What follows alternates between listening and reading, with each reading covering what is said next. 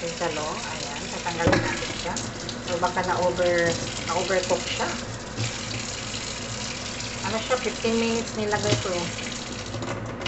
Ayan, talong is i-check natin siya guys, bago natin siya ilagay sa itlog, i-check muna natin siya kung wala siyang uod. Kasi yung mga uod kasi nagtatago yan. Pag may itim yan, sure yan may uod. Pero nakaluto na rin naman ako nito na ginawa kong ano. Niluluto ko siya. Tapos wala siyang uod. Perfect masyado. So ilagay natin siya dito. I-check lang natin siya dito. Mamaya, lagay muna natin dyan. Anuhin pa natin yung tatlo kasi 4 po sila eh.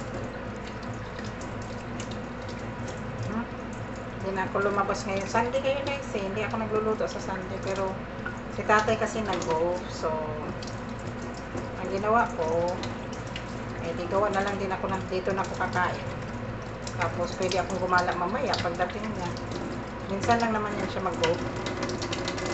Ayan guys. Perfect talaga yung talong guys. Wala siyang uod sa loob. Sobrang perfect. So, meron pa tayong dalawa.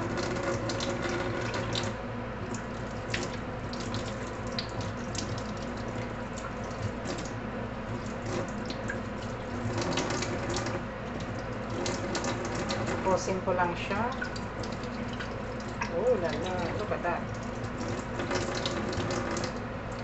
Pinabalatan ko lang guys kasi gagawa nga tayong tartang talong.